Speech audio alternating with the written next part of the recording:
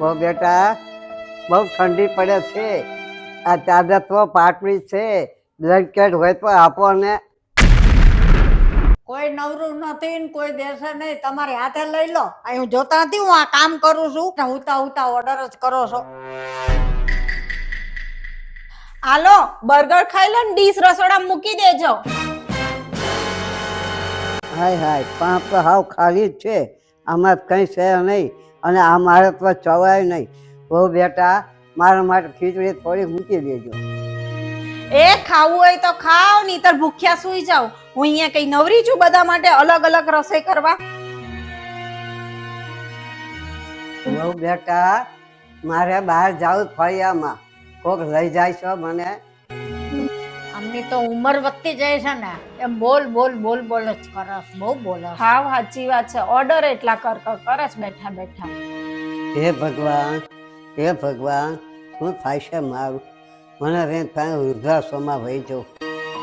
બા શું લાવ્યો બેટા? તમારા માટે બ્લેન્કેટ લાવ્યો. પૈસા ક્યાંથી લાવ્યો બેટા?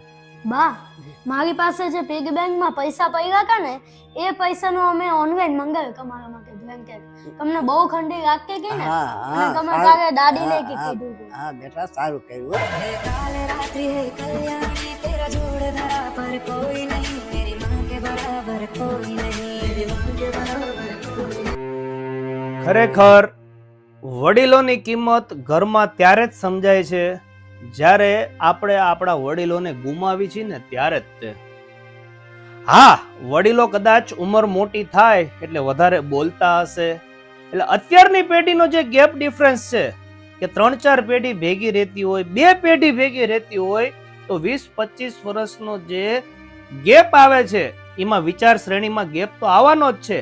આજ આપણને ગમતું હોય એ આપણા સંતાનોને નથી ગમતું હોતું. તો વડીલોના જૂનવાણી વિચારો હોય છે, એકબીજાને સમજીને જો ઘરમાં શાંતિથી રહી શકીએ ને તો ખરેખર કોઈ ઘરની અંદર કોઈ પણ જાતના પ્રોબ્લેમ પડે નહીં. અને કહેવાય છે ને કે જે ઘરમાં વડીલોની સલાહ લેવાતી હોય ને સાહેબ, એ ઘરમાં વકીલોની સલાહ ન લેવી પડે. તમે ઘરેથી સવારે ઓફિસે ધંધે કે નોકરી કરતા ગમ્યા જાઓ, સવારે તમારા ઘરમાં જે વડીલો હોય ને એકવાર એને પગે લાગીને નીકળી જાઓ, અને એમના આશીર્વાદ જેટલા ફળશે ને બીજા એકય આશીર્વાદ તમને ફળવાના નથી. એટલે ઘરમાં આપણા મા બાપ હોય, બા દાદા હોય, કોઈ પણ વડીલો હોય, ક્યારે પણ એમની લાગણીઓ આપણે દુભાવી ન જોઈએ. તમારું શું કેવું છે તે કોમેન્ટ જરૂર કર.